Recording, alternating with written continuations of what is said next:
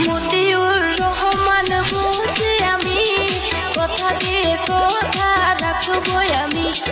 হরিচন্দ্রপুর আমার জন্মভূমি, গরিবের উন্নয়ন করব আমি।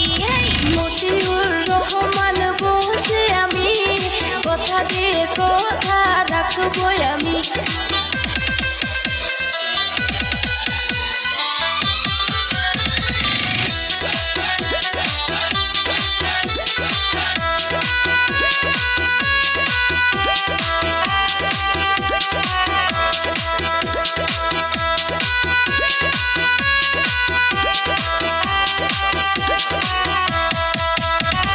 বিনামূল্য স্বাস্থ্য সেবা গড়ে তুলবো এক হাসপাতাল।